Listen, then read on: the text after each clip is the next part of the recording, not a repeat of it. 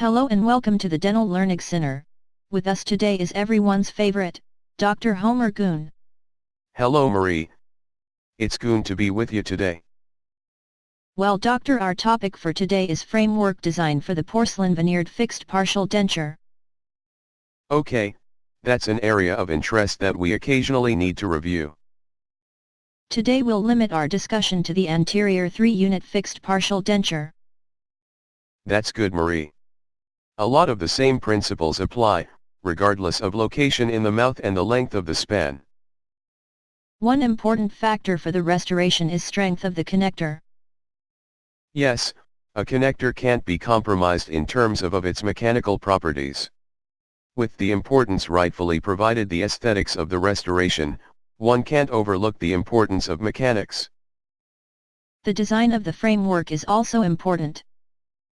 The design's of the utmost importance Marie. Since porcelain is brittle, the framework must be designed to minimize tensile stress. In addition, the porcelain should never exceed 2 mm in thickness. Flexure of a poorly designed connector can lead to porcelain fracture, broken connectors, and open margins. What about porcelain on the lingual? You see this quite frequently. Doctor, are you okay? Yeah, just choked on my pretzel. It's known that porcelain is more abrasive than enamel, and using it as an occlusal surface needs careful planning. It can weaken the connector, and be difficult to achieve the correct anatomic form. When adjusting, one should avoid exposing the opaque layer and the porcelain should be glazed, or highly polished. A lot of anterior wear is caused by failure to provide for freedom of mandibular movement. I personally prefer an occlusal surface in metal, but the aesthetics of the restoration is naturally of the greatest importance. Make sure that your occlusal contacts are at least 1.5 mm from the metal porcelain junction. And sliding contacts on porcelain should be well supported by the substructure.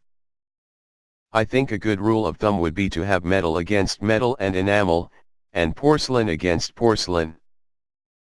This can be tough to do, given the complexity presented by individual patients. It's difficult to overemphasize the importance of a full contour diagnostic wax-up.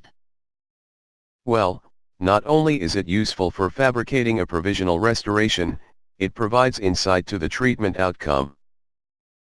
And for the laboratory technician it's important to optimize the thickness of the veneering material. Such also is the requirement for computer-aided designs. Realizing that the busy dentist won't be doing too many wax-ups, it's important to know what your laboratory is doing. Yes, by all means. And what about aesthetics? We've all had patients with a chief complaint that revolves around appearance.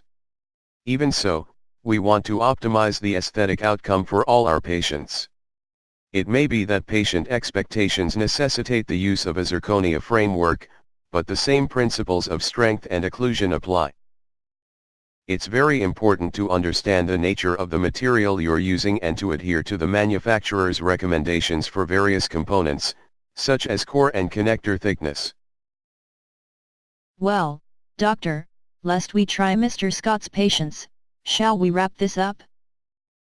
Yes, thanks for having me. This is Marie Huggy. Thank you for tuning in. Other videos are available from the Dental Learning Center.